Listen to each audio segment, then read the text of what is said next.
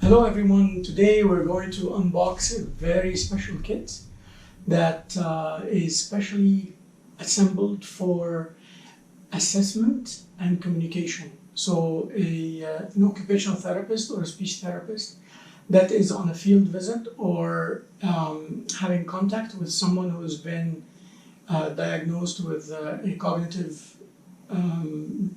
impairment, and they want to discover more about how could someone be reacting to stimulus. We could use these devices. Now, this kit is special. It's not something that is it's not like something very hard to understand, but it's very special in the content. What I'm going to do today is open the box and show you how this kit has, what does it have inside, and how does it fare when we discuss the assembly of such technology. The first thing you would notice when we open the box is that this kit is inside a penny case. One of the nicest feature of the penny case is that it comes with the ability to roll it on the floor, and you'll be able to carry it anywhere you go. Penny case is known for being a very robust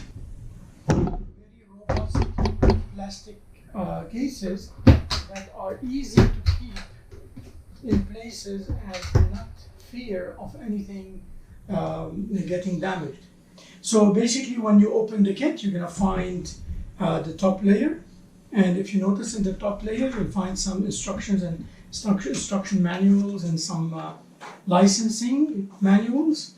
And then you will find the tablet. The tablet is usually it sits on a bracket, and inside the bracket, the tablet will sit like this on a bracket. And once you do that, you will be able to put it on a table, like I would do it now, or you'll be able to mount it in front of someone at an angle. Okay? So this tablet allows you to also have in front of it an eye tracker, and the eye tracker is positioned here in the kit. And this eye tracker is the latest technology from Tobii Dynavox. It's a Tobii Dynavox PCI 5. And if you notice, the tablet that we're using here is a Surface Pro 7. And once I snap it on, automatically I get the eye tracker to be in place, ready to serve me with this right here. Okay? Now, one thing I would like to mention is that this layer is only the top layer that I can remove out. And when I remove it out, I uncover the inside of the kit. This is like the belly of the kit. And inside the kit, you're going to find that when you want to serve an assessment, when you want to do an assessment, and you're carrying with you a tablet with an eye tracker, one of the very important features that you will have is how can someone access the eye tracker if you find out that they have some hand movement, or they are partially verbal, but they don't need the eye tracker? Can we usually test them for accessibility? Can they access the content of the tablet? And this is something that we have included in this kit, where a person using this tablet can actually, in addition to using it with an eye tracker, can use it also with external switches. And the external switches are connected to the tablet with a hitch device from AbleNet. And you notice that I can have 5 switches connected with multi-programmable modes. And I can have also the ability to mount this device. And if you notice here, I've got multiple mounts that allow me to mount by clamping this on a table. So I can have this mounted on a table or on the hand of a wheelchair. One of the other features that are available also on this device is the ability to control with an infrared. You can control your environment. So for example, someone using the tablet, either by touch or by an eye tracker, can control a TV, or can control a music device, can control an air conditioner.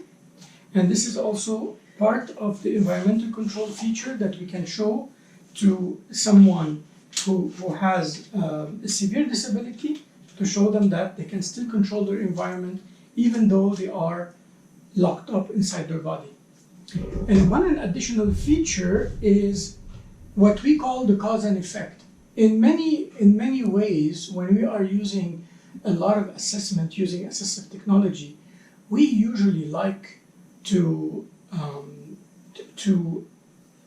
create an environment where, or a task where a child or someone with cognitive disability presses or does something and gets or causes something to happen by creating an action. Like for example, it could be a physical action, it could be an eye tracking action, it could be a simple touch from any muscle in the body or any part of the body. And the idea is something happens. So usually we would have this box that has the ability to connect to the eye tracker, and it has the ability to control 4 devices. And we do that usually when we are trying to create interest with kids or with adults that have cognitive issues, and try to teach them that by doing something, you're gonna get an effect caused. And this is like the building block of learning that looking or accessing a symbol or accessing a switch will give you something in return. I want to mention the content of the tablet. What does the tablet have inside? This tablet has multiple software that are involved in this assessment process. The first one is, you will see that it has a stimulus software that allows you to look at the content and get the participant that is being tested, you get them excited about the content. This is called Look to Learn. And Look to Learn is also used as a learning curve software to teach cognitively challenged patients on how to develop their skills to use the eye tracker and learn how to control things with their eyes without us telling them that their eyes is in control. Also, there is a communication software called Grid 3, which also allows someone who is totally without access to verbal commands or without access to speaking or giving us information, they'll be able to look at this software and activate letters or buttons or pictures or phrases to be able to communicate with us. Also, we have a software called Gaze Viewer. Gaze Viewer is a software made by Toby also that records the content of the eye gaze. So for example, if I'm looking at the eye tracker here, and I'm looking at the screen, the computer tells me where I was looking. And this is very good in the assessment, because as soon as the stimulation comes on the screen, I can tell if my patient or if the participant actually did look at the difference on the screen. So it's very important to observe what were people looking at when something appeared on the screen. Also, we have a lot of other software. One of them is called Snap and Core Arabic. Snap and Core Arabic is one of the most advanced core Arabic language presentation for communication. So anyone nonverbal will be able to use the device, either access it by touch or access it by eye tracking to be able to communicate. So I can take any form of a verb with any form of a noun and pronoun and adjective and actually make a sentence. It's to add functionality to communication for someone who is nonverbal or someone that wants to go to school. So in order for us to test what is someone able to do, not only with eye tracking, you can also look at communication skills, you can look at cognitive skills using a tablet like this with an eye tracker, or with a switch for switch mode, or with a touch screen, using the touch screen. We also have a software called Join In.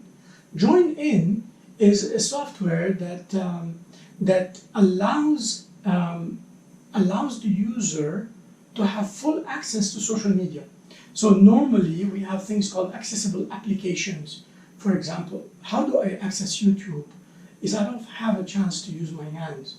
But if I want to be able to use my eye tracker and to use limited access by touching or by using a switch, I can use an alternative methodology to accessing YouTube or any social media application like Instagram, TikTok, Facebook, WhatsApp web, and any other application that is available to allow someone not only communicate but get some normal behavior in their daily routine.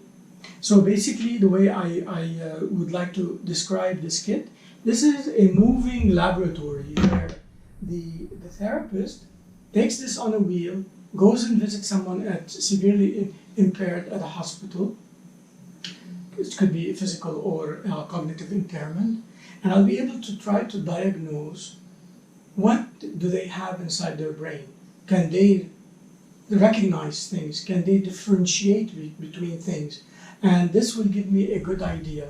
And from there, I can build my individual plan, individual rehabilitation plan for that user, or individual learning plan for a student, if it's a student that has a physical disability.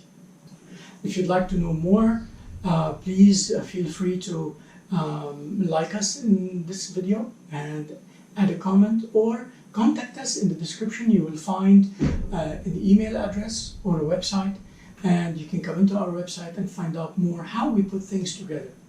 Thank you.